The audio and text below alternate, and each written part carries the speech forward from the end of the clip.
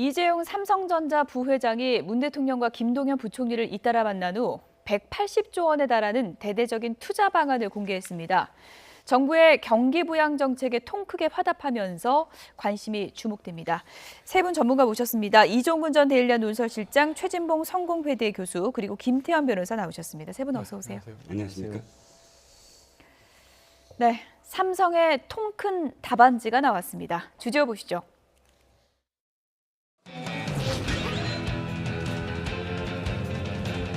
삼성은 우리 경제의 대표 주자입니다. 경제 발전에도 정말 큰 기여를 해왔습니다. 우리 대표 주자로서의 삼성의 역할이 중요하다고 많이 생각합니다. 삼성이 초대형 투자 계획을 발표했습니다. 3년 동안 신규 투자만 180조, 단일 그룹으로는 역대 최대입니다.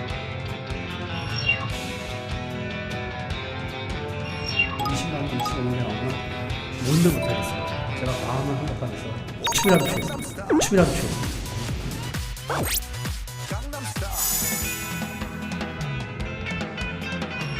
직간접적으로 70만 명의 일자리가 창출될 것으로 기대했습니다.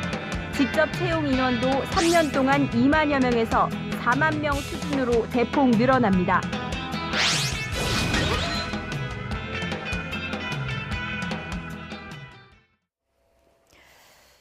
네, 통 큰 과제를 풀었다. 이런 얘기가 나오고 있습니다. 최 교수님, 곡간을 확 열었다 이런 표현이 맞을까요? 뭐 그렇게 볼 수 있겠죠. 근데 뭐 이제 기본적으로 매년 한 60억 정도 이렇게 예. 투자를 하는 거니까 예전보다는 늘어난 건 분명합니다. 그러나 이제 기존에 투자하려고 했던 또 현재 공장을 짓고 있는 부분도 있어서 예. 그런 부분에 있어서는 이제 예전보다 그러니까 본인의 계획했던 건 좀 늘어난 건 사실인 것 같고요. 그리고 이제 아무래도 그 김동연 부총리가 찾아가서 여러 가지 얘기도 하고 독려도 하고 대통령께서 그런 얘기를 하셨으니까 예. 이제 이재용 부회장 입장에서는 정부 정책에 좀 적극적으로 화답하는 그런 모양새를 보여준 거라고 보여지고 예. 다만 저는 이제 여기에 대해서 자꾸 논란이 있는데 저는 그렇게 생각해요. 이재용 부회장에 대한 뭐 그 재판이라든지 그 개인적인 문제 그 문제하고 이 문제를 연관시켜서 자꾸 보면 그거는 안 된다고 보거든요. 그러니까 예. 무슨 말씀이냐면 예. 만약에 일자리 창출에 뭐 4만 명 이상의 3년간 일자리를 만들어내고 180조를 투자한 것이 본인의 재판에 영향을 주기 위해서 했다. 또 예. 재판부가 그것 때문에 재판에 영향을 준다. 그건 문제라고 봅니다. 저는 예. 그렇게 하지 않을 거라고 보고 그냥 뭐 기업 차원에서 정부와 함께 보조를 맞춰서 국가 경제 발전에서 노력한다. 이런 점에서 본다고 하면 삼성의 결정은 잘한 결정이라고 이렇게 생각이 됩니다. 네, 어쨌든 이번 통 큰 투자 시점의 그 정황의 흐름을 보면 이렇습니다. 지난달에 문재인 대통령이 인도에서 이재용 부회장을 만났고 이 자리에서 투자 고용을 좀 늘려달라 이런 당부가 있었습니다. 그리고 불과 이틀 전에 김동연 부총리가 삼성전자 평택 캠퍼스를 찾아서 혁신 성장을 이끌어달라. 일자리 많이 늘어나면 난 춤도 추겠다. 이런 얘기까지 했는데 어쨌든 정부의 어려운 과제에 대해서 지금 해답지를 내놓은 거죠. 네, 해답지죠. 그 100조라고 이야기를 하지 않았습니까? 근데 100조의 기준이 어떤 기준이냐면 예. 업계는 딱 이렇게 어떤 기준이 있습니다. KG 스포츠 재단과 미르 재단 기억하시죠? 그러면 예를 들어서 삼성이 100원을 내면 현대 자동차가 80원을 내고 예. SK가 40원을 내고 하는 그 각 기업의 어떤 규모별로 뭐 이렇게 이 출연을 한다든지 아니면 재원을 확보한다든지 그런 기준이 있는데 예. 이번에 사실 그 전에 대기업들이 이미 어느 정도의 어떤 투자 계획을 발표했습니다. 그거에 비추어 봐서 삼성전자, 그러니까 삼성은 100조 원 가까이 이제 투자를 할 것이다. 이렇게 예. 지금 예상을 할 수밖에 없었거든요. 예. 그런데 180조 원입니다. 그리고 원래 한 2만 명에서 2만 5천 명을 예상했는데 4만 명. 그러면 예상한 것보다는 굉장히 많이 지금 확대를 한 것이거든요. 예. 그래서 기존의 어떤 그런 이 답안지보다 훨씬 더 사실은 확대된 어떤 답안지를 낸 것이 아니냐라고 보여집니다. 예. 뭐 일각에서는 이재용이 쏜다 이런 표현도 이제 쓰고 있는데 오늘 발표한 투자 계획 5개 키워드로 꼽자면 이렇게 요약할 수 있을 것 같습니다. 신규 투자 확대한다. 청년 일자리 창출하겠다. 미래 성장 산업을 육성하겠다. 그리고 개방형 혁신 생태계를 조성하겠다. 마지막으로 중소기업과의 상생 협력도 강화하도록 노력하겠다라는 5대 패키지를 내놨습니다. 김동연 부총리가 찾아갔을 때 3대 키워드를 내놨는데 5대 패키지를 내놨습니다. 이미 예. 뭐 저건 김동관 부총리랑 상관없이 이미 한 달 전에 문재인 대통령하고 인도의 그 휴대폰 공장 중공식에서 만나서 대통령의 투자와 어떤 고용 창출을 부탁했을 때부터 어느 정도 얘기는 됐다고 봐야죠. 예. 저 5개의 키워드는 어떻게 보면 현 정부가 굉장히 좋아하는 단어 아니겠습니까? 청년 일자리, 그다음에 중소기업 상생 협력, 이런 것들이요. 현 정부가 굉장히 좋아하는 부분들인데 삼성으로서는 오늘의 100조 투자가 전혀 손해볼 게 없는 거죠. 왜냐하면 어쨌든 대통령과 현 정부가 강력하게 요구하는 거를 어쨌든 삼성은 들어준 겁니다. 예. 물론 최재문 교수님 말씀하신 것처럼 이재용 부회장에 남아있는 대법원 재판에 이런 투자로 인해서 영향받아서는 절대 안 되지만 삼성 입장에서는 미쳐야 본전이거든요. 어쨌든 현 정부가 원하고 가려운 것을 우리는 긁어줬다는 거예요. 예. 그런데 기업이 어떤 정부의 요청을 받아 이렇게 투자를 할 때 하나 꺼림 신경 쓰는 거 뭐냐면 아 이거 안 해도 되는 건데 정부의 요청 때문에 과잉 투자하면 안 되는데 이런 부분들이 있어요. 근데 예. 오늘 삼성이 집중적으로 투자한 분야를 보시면 바이오, 그다음에 5G, AI, 그다음에 자동차 전장 이런 부분이거든요. 이건 어차피 삼성이 미래의 먹거리를 찍어놓은 것이기 때문에 투자를 해야 되는 부분이에요. 원래 주력 그렇죠. 산업이었다. 예. 만약에 지금 휴대폰 공장을 지금 베트남과 인도에 갔는데 한국에다 휴대폰 공장 더 만든다. 이렇게 되면 과잉 투자, 중복 투자 문제가 생기겠지만 예. 어차피 해야 될 거 문재인 대통령 현 정부가 요청한 시점에 기가 막히게 타이밍에 맞춰서 하는 것이기 때문에 삼성으로서도 전혀 손해볼 게 없는 거죠. 어쨌든 뭐 대법원 판결을 앞두고 있는 민감한 시점이기 때문에 이재용 부회장이 공개 행보를 상당히 좀 조심스럽게 해왔는데 그렇죠. 이번에 이제 결단을 하면서 오늘도 직접 나서진 않았지만 총수로서의 존재감은 좀 확인했다 이런 평가가 나오고 있는 것 그렇죠. 같습니다. 그러니까 삼성의 실제적인 총수로서의 역할이 드러난 부분이 있죠. 예. 분명히. 그리고 뭔가 정부가 추진하고 있는 어떤 경제 기조 이런 부분에 맞춰서 삼성이 적극적으로 지원하고 동참하겠다는 부분을 예. 보여준 거니까 그런 차원에서 본다고 하면 정부 입장에서는 삼성의 저런 모습들이 긍정적으로 비춰질 가능성이 있다고 봅니다. 또 그리고 삼성은 저는 그렇게 생각해요. 삼성을 정부가 보는 관점이 단순히 그냥 이재용 부회장, 예. 이재용 부회장의 개인 기업으로 보는 건 아니잖아요. 국가 기관 산업으로서 국가에서 가장 중요한 역할을 하는 예. 기업 중에 한 기업 아니겠습니까? 그러면 정부 입장에서는 그 기업 전체가 중요하다고 보는 예. 거예요. 물론 그것이 이재용 부회장의 개인적인 이익에도 도움이 되는 부분이지만 정부 입장에서 그거보다 거기서 일하는 많은 종업원들도 있고 일하는 분들도 있잖아요. 그런 분과에 함께 보고 삼성이 우리나라에서 갖고 있는 경제적 위치를 볼 때는 당연히 정부 입장에서는 도와줄 일 있으면 도와줘야 한다고 저는 생각을 합니다. 그것은 예. 이재용 부회장 개인에 대한 도움이 아니라 예. 삼성이라는 기업에 대한 도움이 그것이 꼭 국가 경제 발전에 도움이 되는 거라고 보는 거니까 그런 차원에서 저는 우려하는 그러니까 일부에서 우려하고 있는 것처럼 이것이 혹시나 재판이나 아니면 이재용 부회장의 어떤 개인적인 문제와 연관돼 있지 않나 하는 예. 부분을 그래서 저는 정부가 더 철저히 할 거라고 봅니다. 어쨌든 지금 우리나라 일자리 문제는 심각한 건 그렇죠. 사실인데 지금 삼성의 결단이 다른 기업에도 또 좋은 선례가 될 수 있는 거 아닙니까? 그럴 수 있죠. 그리고 예. 이제 뭐 기업의 큰 형으로서 어떤 이런 결단을 하면 다른 기업들도 대부분 예. 다 따라할 수 있는 영향을 미치기 때문에 저는 그렇다고 보고 그래서 저는 아까도 뭐 말씀을 드렸지만 정부 입장에서는 이재용 부회장의 재판에 더 개입을 안 할 수밖에 없다. 할 수가 없다는 거예요. 오히려 왜냐하면 이렇게 드러났기 그렇죠. 때문에. 이런 예. 문제 때문에 만약에 재판에 영향을 미치게 되면 어떤 형태로는 비난을 또 받을 수 있지 않겠습니까? 그런 차원에서 본다면 더 공정하게 할 가능성이 있다고 저는 봅니다. 예. 이번 투자 계획, 이재용 부회장의 속내에는 또 이런 숨은 뜻이 있지 않을까. 언론들은 이렇게 분석을 했습니다. 함께 보시죠. 지금 보시는 글은 이재용 부회장이 지난해 항소심 결심 공파 때 직접 낭독을 했던 최후 진술 내용 중의 일부입니다. 이런 얘기를 했습니다. 실타래가 꼬여도 너무 복잡하게 엉망으로 꼬였다. 실망한 국민들에게 죄송하고 송구스럽게 그지없다. 바닥까지 떨어져 버린 기업인 이재용의 신뢰를 어떻게 되찾을지 생각하면 막막하다. 이런 이제 심경을 밝히기도 했는데 김태현 변호사님 예. 어떻게 보면은 뭐 정부의 그 요청도 있지만 대국민 신뢰를 회복하는데도 지금 상당히 좀 중요한 시점이기 때문에 이런 결단이 나오지 않았나 이런 분석이 그러니까 맞는 것 같습니다. 중요한 시점이죠. 그러니까 예. 아까 말씀드렸듯이 예. 어차피 삼성은 해야 되는 투자거든요. 근데 그 해야 되는 투자를 어떻게 보면 기가 막힌 타이밍에 했다라는 거죠. 대통령과 정부가 요청이 있는 타이밍. 더군다나 대법원 대법원의 이제 심리가 진행 중인 상황에서 예. 어쨌든 이재용 부회장과 삼성은 국민들에게 그래도 어쨌든 삼성이 필요는 하구만. 그래도 뭐 우리나라 경제를 살리려면 저렇게 투자 많이 하고 필요한 회사 예. 아니야? 뭐 이런 어떤 그런 또 약간의 여론의 움직임이라든지 그런 거를 신경 안 쓸 수가 없으니까 예. 물론 뭐 그런 여론이 일어난다고 해서 거기에 이제 대법원 판결이 영향한다는 소리는 아닌데 예. 어쨌든 삼성 입장에서는 할 수 있는 건 다 해야 되지 않겠습니까? 어떤 여론의 어떤 그 국민의 신뢰를 되찾기 위해서 그래서 아마 이번 투자를 결정하는 그런 부분들이 제가 삼성에게는 전혀 손해될 게 없다고 말씀을 드리는 거죠. 어차피 해야 될 투자였으니까요. 예. 하지만 뭐 우려하는 시각도 분명히 존재하는 것 같습니다. 이정미 정의당 대표는 언론 인터뷰에서 이런 얘기를 밝히기도 했습니다. 함께 보시죠. 네, 삼성 이재용 부회장과 김동연 부총리의 만남의 과정에서 재벌 개혁이 좌초되는 게 아니냐, 특히 재판을 앞두고 있는 이재용 부회장에게 이러면 면죄부 주는 건 아니냐, 이런 우려가 있다라고 얘기를 했습니다. 정의당이 앞으로 개혁의 방향을 일관되게 잘 견인하고 또 정부 정책을 견제할 수 있는 대한야당의 모습을 견제하겠다, 이런 입장을 밝혔습니다. 이렇게 되면 분위기가 이거 면죄부 아니냐, 이런 또 우려가 있다는 얘기인데요. 정의당만이 아니라 그 더불어민주당의 지지층 중에 일부는 예. 사실 오늘 그러니까 이번에 그 6일 날 김동연 부총리가 예. 그 삼성을 방문하면서부터 계속 논란이 커지지 않았습니까? 구걸이라는 어떤 표현의 예. 논란도 있었고 했는데 굉장히 우려 섞인 어떤 시각을 보내는 것도 맞습니다. 정의당 이정미 대표만이 아니라. 그런데 문제는 이건 것 같아요.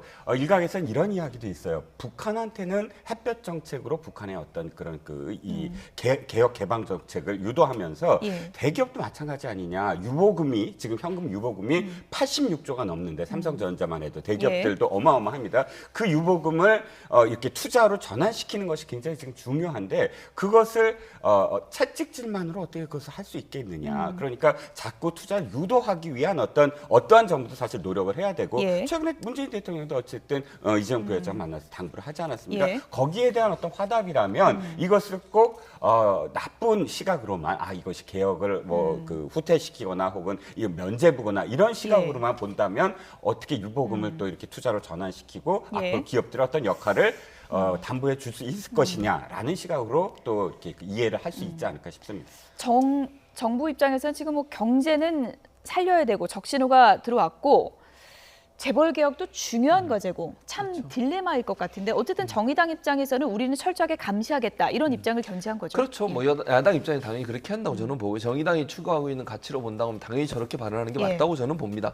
혹시나 정부가 그런 우를 범하지 않도록 우리는 끝까지 감독하고 규제하고 견제하고 이러겠다는 말이지 않습니까? 그런 차원에서 본다면 정의당 입장에서 저런 모습을 보이는 것은 또 뭐 우리가 볼 때 정부가 혹시나 예. 뭐 이런 삼성과의 관계 때문에 잘못된 판단을 하거나 재벌 계획이 좀 늦춰지는 부분들에서 계속 문제를 제기하겠다고 하는 그런 모습을 보여주는 것이 정부 입장에 저는 도움이 된다고 봐요. 왜냐하면 견제하는 세력이 있어야 예. 한쪽으로 가거나 또는 뭐 잘못된 길로 가는 것을 일정 부분 막을 수 있지 않겠습니까? 예. 그런 차원에서 본다면 정의당의 발표도 저는 당연히 저렇게 한다고 생각하고 정부도 저런 우려가 있다는 걸 좀 깊이 인식하셔서 예. 혹시 이번 이 삼성의 투자나 아니면 부총리가 삼성을 방문한 이런 문제 때문에 재벌 개혁이 뭐 이렇게 후퇴하는 모습을 보이지 예. 않아야 된다. 그래야만 지금의 비난으로부터 자유로울 수 있다, 이런 생각이 듭니다. 예.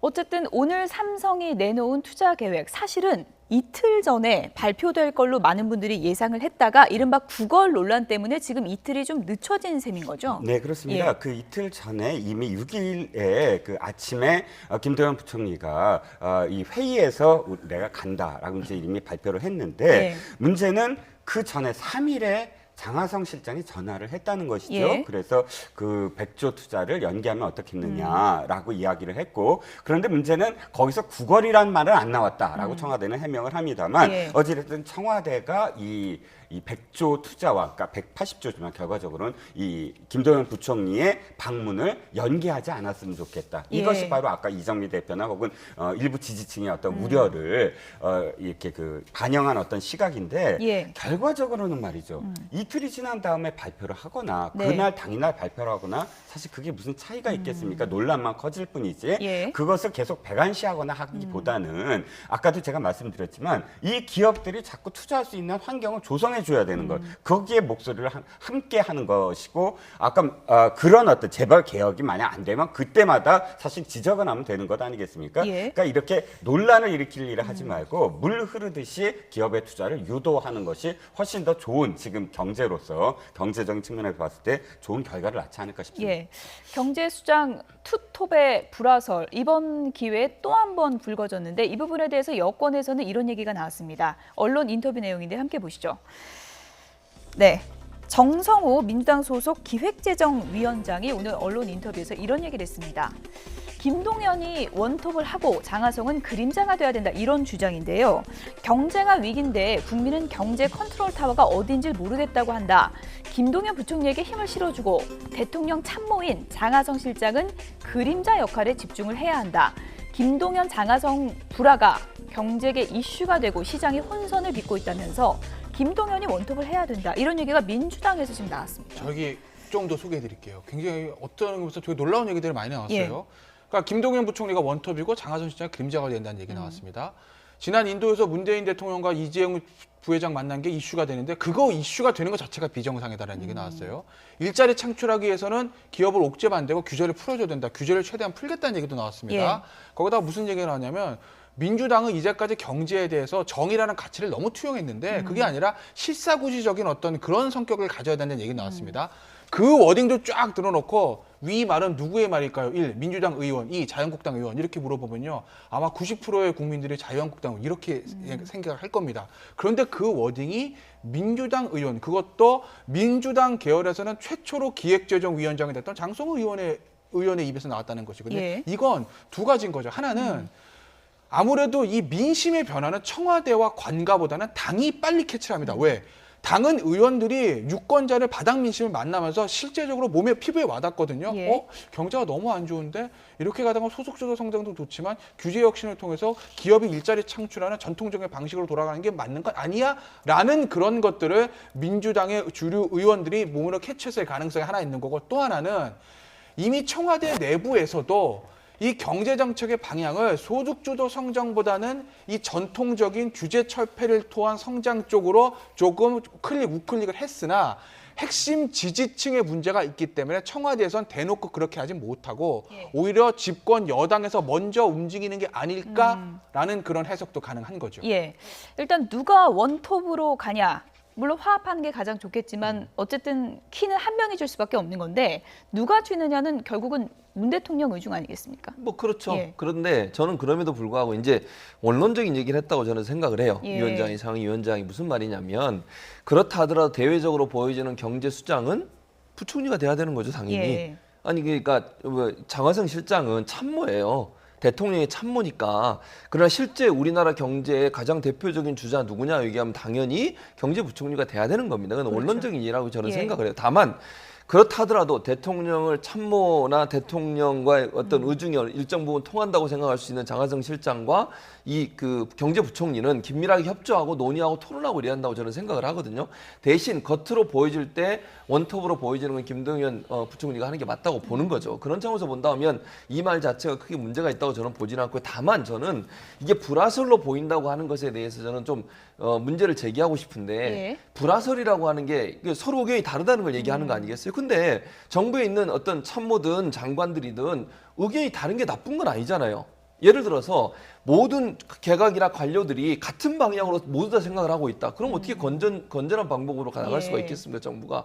한쪽에서 A라는 생각을 하면 한쪽에서 B라는 생각을 해서 그게 치열하게 논쟁을 통해서 바람직한 방향으로 가야 되는 거지. 예. 모두 다 한쪽 방향으로 생각하고 있다면 그거는 그야말로 야당에서 엄청나게 비판을 받을 수밖에 없는 요소 아니겠습니까? 저는 그래서 이 두 사람이 갈등설이라고 언론은 보도가 예. 되지만 치열하게 논쟁하고 토론해야 한다고 저는 생각해요. 근데 그것이 충돌이나 기싸움으로 비칠 수 보여지면 안 있는 거 된다는 거죠. 아닙니까? 근데 예. 문제는 저는 그게 그렇게 보여지면 안 된다는 거예요. 그래서 저는 이 그 기획위원장의 말에 그런 의미가 있다고 저는 보거든요. 예. 그러니까 안에서는 내부적으로 치열하게 싸우고 투쟁하고 아니면 뭐 논의하고 이러더라도 외부로 보여주는 목소리 한 목소리가 나와야 된다는 거예요. 그게 바로 김동연 부총리가 예. 해야 될 일이라고 얘기하는 거예요. 장하성 실장은 그런 토론의 과정에서 참여하되 겉으로 드러나서 이렇게 나오는 것에 대해서는 상당히 예. 불안해할 수 있다는 부분들을 강조한 게 아닌가 이런 생각이 듭니다. 어쨌든 불화설에 대해서 김동연 부총리는 이렇게 얘기를 했습니다. 들어보시죠. 그 장하성 실장이라고 정기적으로 만나셔서 이제 현안 논의도 하시기로 하셨잖아요. 근데 최근에 좀 안 만나시는 것 같은데 혹시 어떤 이견이 있으신 건지? 그런 건 아닙니다. 그런 건 아니고요. 그 어떤 일이든지 그 정부에도 마찬가지지만 그 다양한 의견이 존재할 수 있는 것 그리고 그런 것들이 이렇게 생산적인 토론을 할 수 있는 것 또 그런 것을 통해서 그 서로 간의 이해를 같이 나누고 또 좋은 결론을 낼 수 있다고 하는 것은 바람직한 일이지요. 어떻게 정부 내에서 모든 사람이 다 똑같은 한 목소리 나오길 기다리겠습니까? 제가 관계부처 장관들과 얘기를 해도 그 많은 의견이 노정이 돼서 그 조정을 하는 게 제 업무 중에 하나인데 어떻게 그 정부 내에서 그 한 목소리 나와가지고 그렇게 하겠습니까? 그런 다양한 의견이 존재하는 것, 또 그걸 토대로 해서 건설적인 토의가 있다는 것은 저는 바람직한 일이라고 생각을 합니다.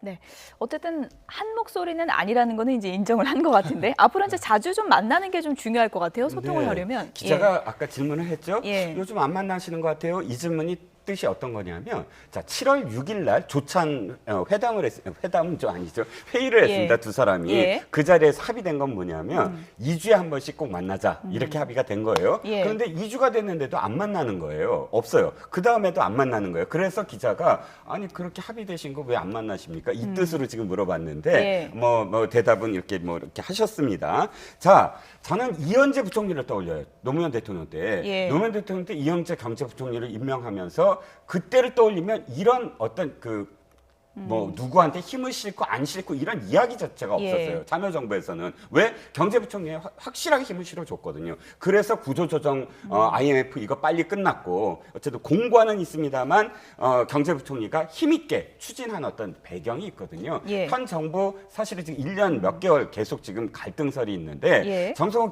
기재위원장의 지적대로 사실은 이 갈등설 자체가 문제입니다. 갈등설이 있어서는 안 되는 어떤 상황이니까, 사실 이 정부가 지금 이 길을 맞으면서 김동연 부총리에게 힘을 많이 실어주는 어떤 흐름이 아니냐라고 해석을 될 수밖에 없죠.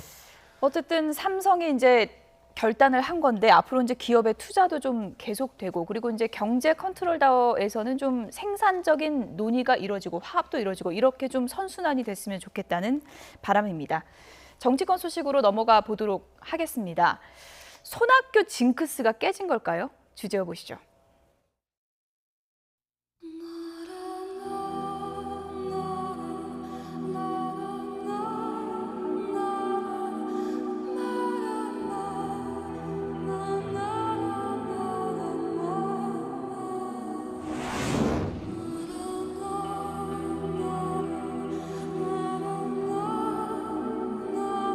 (2006년 10월 9일) 지하 핵시험을 안전하게 성공적으로 진행하였다.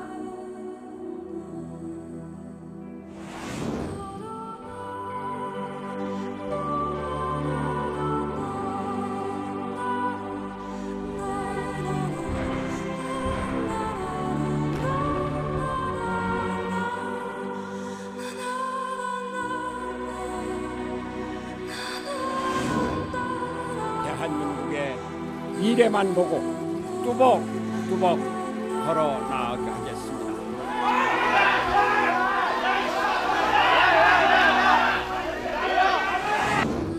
저는 송파을 재선거에 출마할 생각을 접습니다. Of North Korea, I have decided to terminate the planned summit in Singapore on June 12th.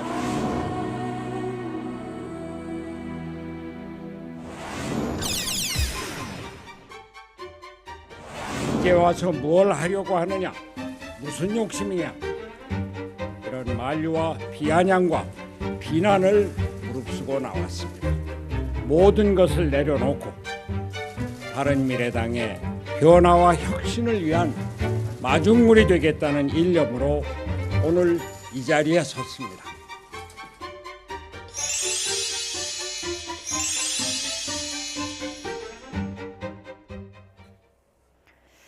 네, 지금까지 기자회견 날짜 중에 오늘을 제일 잘 고르신 것 같습니다. 사실 저 출연 준비하면서 네. 혹시 또 오늘 저녁에 무슨 일 그러니까요. 생기는 거 아니냐. 저희 제작진이 다 그런 걱정을 했거든요. 그러니까요. 일단은 징크스 깨진 거죠. 오늘. 예, 오늘 깨진 거죠, 사실은. 예. 뭐 내일 혹시 무슨 일이 일어날지 모르겠습니다. 오늘 발표한다는 특별한 예. 일이 없었습니다. 지금 보여주신 것처럼 화면에 나온 것처럼 손학규 위원장이 전 위원장이 무슨 일을 하시거나 발표를 하시면 꼭 그 다음에 더 중요한 이슈가 예. 터지면서 결국 그게 묻히는 그런 사건들이 많았는데 오늘은 뭐 특별히 그런 일 없었고요. 대신 이제 손학규 바른미래당 이제 뭐 지난번 선대위원장이었죠. 그리고 예. 이제 대표 출마 선언을 했는데 아마도 일정 부분 이제 안심이 실린 게 아닌가 하는 그런 분석이 많습니다. 왜냐하면 예. 오늘도 출마 선언을 하는데 대체적으로 전 국민의당 출신들이 대거 많이 동참을 했었고요.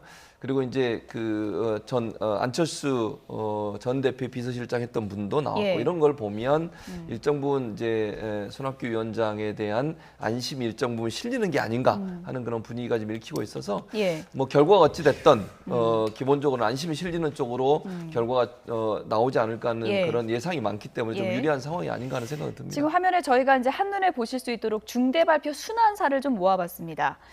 민심 대장정 마침 이제 기자회견하려고 했더니 북한이 핵실험하고 민간인 사찰 항해 농성 돌입했더니 연평도 포격하고 날짜를 또 굉장히 기가 막히게 잡았습니다. 정계 복귀를 참 어렵게 했는데 최순실 게이트가 그날 터졌어요. 그리고 송파을 재선거 불출마할 땐 또 트럼프 미국 대통령이 안 도와줬습니다. 그만큼 저희가 이제 중대 발표 순환사라고 했는데 좀 운이 따라주지 않았던 정치인 또 이렇게도 기억하는 분들이 많은 것 같습니다. 정치에서 가장 유명한 말 중에 하나가 정치는 타이밍의 예술이다 예. 라고 표현하지 않습니까? 예. 그런데 정말 예술적이에요. 오늘 저 예. 쭉 보여주셨는데 하나 더 떠오릅니다. 뭔가요? 한나라당 탈당 결심한 날 그것도 예. 굉장히 그렇죠. 손학규 대표의 정치 경력에서의 이력상 굉장히 중요한 터닝 포인트였잖아요. 날이었죠. 예. 그날 한미 FTA 체결 날입니다. 그렇죠. 그러니까 거의 북한 이슈가 거의 대부분이었는데 최순실 게이트하고 한미 FTA만 뭐 아니었다 이런 예. 얘기가 나옵니다. 근데 사실 좀 이렇게 씁쓸한 건 뭐냐면 손학규 대표 같은 경우도 우리나라 정치 지금 현대 정치사에 사실은 굉장히 중요한 부분 아닙니까? 예. 근데 오늘 이제 이 출마 결심을 하셨는데 또 징크스 기사가 이제 화제가 되고 예. 그 실제로 어떤 내용인지 이것보다 더 관심을 갖는 걸 보면 정성래 전 의원은 글까지 올렸습니다. 오늘 또 뭔 일 터질라나 이러면서 글까지 네. 올렸습니다. 많은 예. 분들이 또 그렇게 생각을 예. 하셨을 것 같아요. 그런데 사실은 그게 왜 그러냐면 그러면 내용이 정말로 좀 이렇게 국민들에게 좀 관심을 가질 수 있는 어떤 내용이냐라고 예. 했을 때 사실은 너무 관심을 끌지 못할 내용이다. 예. 이분이 그 중요하게 말씀하셨던 부분 기억하시죠? 저녁이 있는 삶. 그렇죠.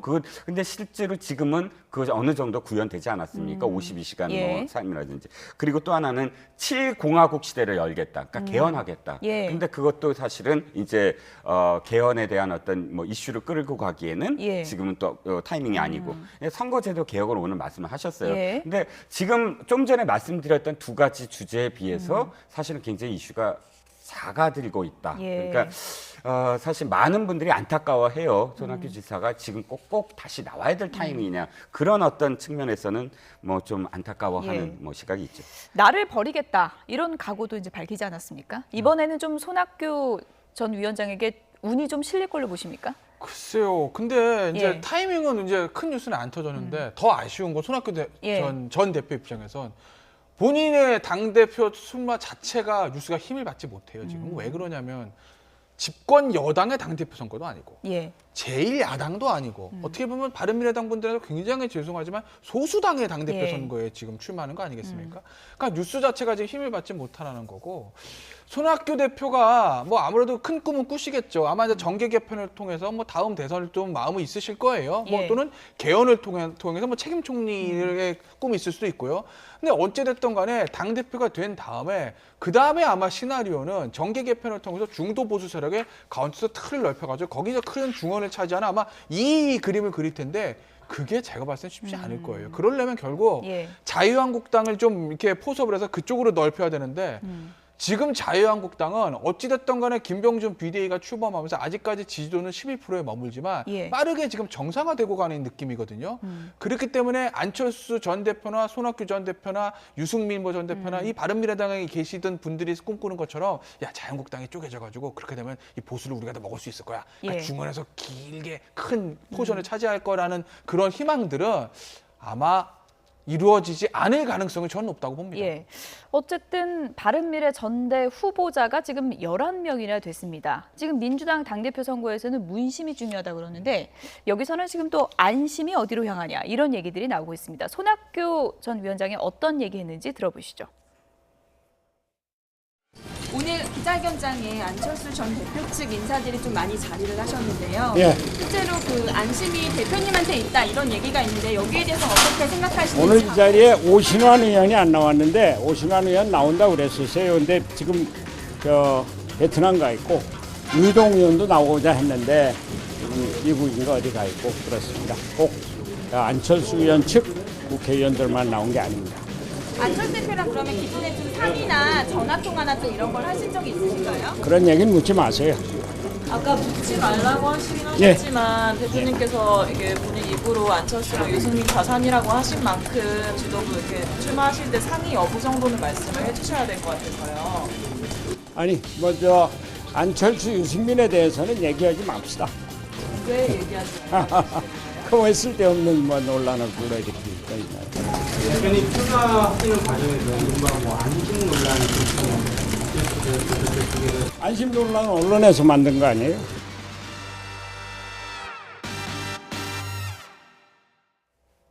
네, 뭐 언론에서 만든 건 아닌 것 같고 네. 당내에서도 이제 흘러나온 얘기들인데 어쨌든 오늘 안철수 전 대표 측 사람들만 나왔다는 거잖아요. 거의 그렇죠. 예. 거의 대부분 그렇고요. 그러니까 바른정당 출신들이 거의 안 왔죠. 예. 그래서 이제 그게 이렇게 도드라지고 그게 이슈화되는 걸 상당히 경계하는 것 같아요. 본인이 마치 그냥 안철수 계열 측의 사람들이 지지만 받아서 대표가 되려고 하는 게 아닌가 하는 그런 이미지로 쓰여지게 되면 어쨌든 당대표로서 나중에 된다 하더라도 힘을 받기가 어렵잖아요. 그러면 또 바른정당 출신들하고 갈라질 수 있는 요소도 있고 이러다 보니까 그런 대결 구도로 가는 걸 상당히 우려하는 것 같고 언론들이 그렇게 기사 쓸까 봐 걱정돼서 아마 저런 얘기를 계속 하시는 것 같아요. 그러니까 안철수, 유승민 이런 누구 계파의 문제가 아니라 본인은 정말 마지막으로 바른미래당을 위해서 노력하는 그런 모습의 대표 그리고 모든 사람의 지지를 받는 그런 통합형 대표가 되고 싶은 그런 어떤 욕구 뭐 이런 부분들을 아마 표현하시기 위해서 아마 저런 발언을 계속 하신 게 아닌가. 안심만이 실린 게 아니라고 하는 부분은. 어쨌든 안심이 실려 있다고 누가 봐도 이제 그렇죠. 좀 알 수 있는 그런 상황인데 예, 맞습니다. 손학규 전 대표가 안심을 잡고 전당대회에 나오면 유력한 겁니까? 어떻게 뭐 보십니까? 더 아무래도 유력하죠. 그러니까 유력하다기보다 하태경 의원도 나와 있잖아요. 그렇죠. 근데 유리하다고 표현하겠어요. 유리하다. 유력하다는 표현보다 유리한 상황이라고 볼 수 있을 것 같아요. 그러니까 하태경 의원도 나오긴 했지만 아무래도 이제 안심이 일정 부분 아직까지는 바른미래당에 더 영향을 미치고 있는 구조라고 볼 수 있기 때문에 유리한 상황인 것은 분명히 보입니다. 예, 손학규 전 위원장이 유리하다면 지금 정치권 돌아가는 상황을 보면 민주당 전대에는 또 이해찬 후보가 나와 있는 상황이고 그리고 민주평화당에는 정동영 신임 대표가 됐잖아요. 이러다 보니까 올드보이의 귀환이다 이런 얘기들이 많이 나오고 있습니다. 네, 그렇습니다. 그래서 이제 뭐 정동영 대표 같은 경우는 내가 됐으니까 다른 분들도 다 될 수 있는 게 아니야. 내 덕을 볼 것이다 이렇게 말씀하셨는데 사실 제가 이제 전망하기에는 이것이 만약 그 말씀대로 올드보이들이 정말로 제일 여당 포함해서 야당들로 이렇게 다 이렇게 진영이 짜여진다면 뭐가 문제냐면 이제 도미노 현상이 있을 수도 있다. 바람이 불 수도 있다. 예를 들어서 이제 정풍 운동이라든지 세대 교체 바람이 불었을 때 전부 다 함께 영향을 받을 수가 있거든요. 차라리 각기 이렇게 다르면 이것이 어떤 프레임이 짜여질 수가 없는데 거의 대부분의 올드보이가 전부 다 귀환을 했다 그러면 아마도 앞으로 어떤 그런 이 세력들, 신진 세력들이 공격하기 딱 좋은 어떤 프레임이 짜질 것이고 앞으로 정풍 운동의 하나의 어떤 그런 또 바람이 각 정당마다 있을 수 있는 상황이기 때문에 결코 이분들이 이 상황이 유리하다라고 생각해서 안 되는 그런 상황이다라고 보여집니다. 어쨌든 정동영 신임 대표가 언론 인터뷰에서 내 평생 이해찬 덕을 본 건 처음이다 이런 얘기를 했습니다. 함께 보시죠.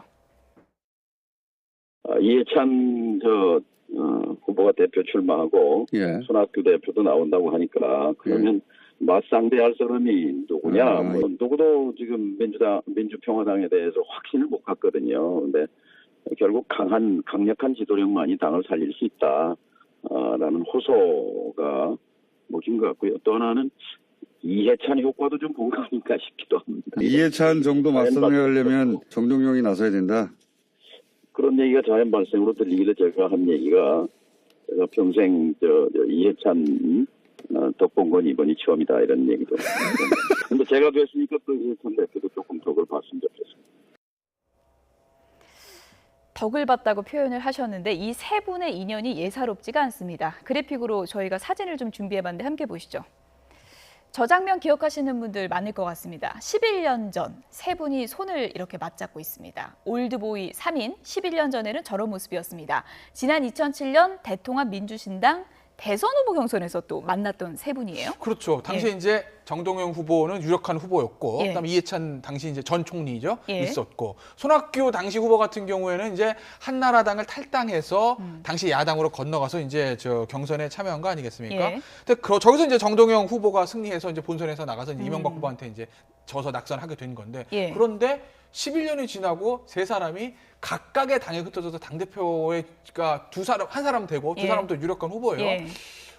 저걸 보면서 저는 뭐랄까 좀 굉장한 좀 실망감이 들어요. 아, 실망이 드셨습니까? 그러니까 한국 정치가 뭐랄까 저 세 분들이 제 능력을 폄하하는 건 아닌데 뭔가 이제 세대 교체가 되고 젊은 피가 들어와서 뭔가 좀 새로운 활력이 생겨야 되는데 11년 전에 있었던 올드보이들이 그대로 이제 11년 후에 다시 이제 각 당의 당대표 경선에 나오는 이런 모습들이 우리 한국 정치의 발전에 좀 더딘 거 아닌가라는 그런 아쉬운 생각이 듭니다. 예. 사실 어떻게 보면 더불어민주당 괜찮습니다. 근데 더불어민주당 좀 잘 나가는 집안이기 때문에 속된 말도 세대 교체 안 하고 누가 해도 상관없습니다. 그런데 자유한국당도 마찬가지죠. 지금 뭐 외부에서 비대위원장 오긴 했지만 어쨌든 어느 순간 전당대회 할 텐데 그 전당대회에 나온 당대표 후보군들이 다 역시 다 올드보이입니다. 지금 민주평화당 그렇죠? 예. 바른미래당 그렇습니다. 언제까지 2000년대, 90년대 활동했던 올드보이들이 우리의 정치권을 이끌어가야 되는가라는 예. 걸 생각을 해보면 글쎄 물론 이거는 어떤 자생력이 없는 젊은 세대들한테도 문제도 있고 또 젊은 세대를 발굴하지 못한 어떤 그 구세대들한테도 모두 다 문제가 있는 거지만 한국 정치가 외국의 어떤 서구 사회보다는 좀 이렇게 역동성이 좀 떨어진다는 그런 느낌을 지울 수가 없네요. 왜 맨날 똑같은 얼굴이냐 이렇게 비판하는 분들도 있지만 또 이제 막상 귀환한 올드보이들은 경륜만큼 중요한 게 없다 이렇게 강조하고 있지 않습니까? 그렇죠. 이제 예. 본인들은 경륜이 중요하다고 예. 얘기하죠. 뭐 다 중요하죠. 경륜도 예. 중요하고 참신함도 중요한데 시대적 요청이나 상황이 어떠냐 하는 게 중요할 것 같아요. 다만 저는 좀 안타까운 게 뭐 이제 그 김태현 변호사 잠깐 그런 얘기 했지만 젊은 신진 정치인들이 좀 양성되고 이렇게 나올 수 있는 그런 어떤 기반이 마련되는 게 중요하다는 생각이 듭니다. 예. 뭐 당대표는 뭐 경륜 있는 분이 한다 하더라도 예. 그런 분위기가 많이 안 돼 있다는 게 참 저는 문제라고 봐요. 그래서 새로운 정치의 꿈을 갖고 있는 신진 세력들이 좀 정치계에 많이 들어와서 정치계도 일종 참신함이 좀 이렇게 들어올 수 있는 그런 기회를 좀 갖는 건 중요한데 그런 부분들이 좀 약한 부분은 예. 우리 정치계가 좀 바꿔야 되는 부분이 아닌가 이런 생각이 듭니다. 조금 전에 정동영 대표가 이해찬 후보한테 이번엔 제 덕을 좀 보시라 이렇게 이제 얘기를 했는데 정말 저 세 분이 진짜 다 당대표 되면 세 분의 이제 궁합도 이제 굉장히 중요해질 텐데 지금까지 그 정치 여정을 보면 세 분이 참 옥신각신하는 사이 아니었습니까? 네, 그렇죠. 예. 또 특히 이해찬 전 총리 같은 경우는 개성이 굉장히 강해서 사실 뭐 이렇게 그 어떤 의원도 사실 이렇게 이 조화롭게 통화를 하거나 예. 소통을 하시지 않으셨다고 하고 정동영 의원 같은 경우는 손학규 지사나 혹은 이해찬 총리와는 결이 조금 다른 어떤 행보를 지금까지 예. 하지 않았습니까? 통일을 중심으로 해서. 근데 손학규 지사 같은 경우는 완전히 또 다른 뭐 야당으로 이제 그 행보를 하셨고, 그러니까 이 세 분이 뭐 전에 어떤 인연이 있다고 하더라도 만약에 당 대표로서 다 만나신다면 예. 글쎄요 옛날에 저런 어떤 화합이 지금 계속 이어질지는 미지수다라고 할 수가 있겠죠. 예. 어쨌든 손학규 전 위원장 이번에 택일은 잘하신 것 같은데 그 운이 당대표 승기를 잡는 데까지 이어질지는 저희가 좀 지켜보도록 하겠습니다. 끝으로 드루킹 특검 얘기를 좀 해보겠습니다. 김태현 변호사님, 내일 오전입니다. 이제 몇 시간 안 남았는데 김경수 지사가 재소환이 되는데 특검이 어쨌든 재소환할 때도 큰 부담이 있을 텐데 이번에 좀 뭐 결정적인 거 내놓을까요? 글쎄 어떻게 모르겠어요. 보십니까? 그러니까 예. 일단 뭐 특검 A4용지 100장 준비했는데 다 못 물어봤다는 거 예. 아니겠습니까? 아마 그 뭐 본인들 입장에서 물어보지 못했던 거를 물어보겠죠. 그리고 이제 또 하나는 지금 화면 보시는 거죠. 대질신문인데 그렇죠. 저는 대질신문 할 가능 저는 높다고 높다고 봐요. 보십니까? 네, 높다고 아, 보고 예. 왜냐하면 대질신문 같은 경우 지금 김경수 지사 측도 거부한 적 없다라고 예. 얘기하지 않습니까? 김경수 지사 측이 거부하면 못합니다. 근데 제가 봤을 땐 김경수 지사는 거부하지 않을 거예요. 설사 대질신문을 통해서 본인이 불리할 수 있다는 생각하더라도 안 할 겁니다. 왜?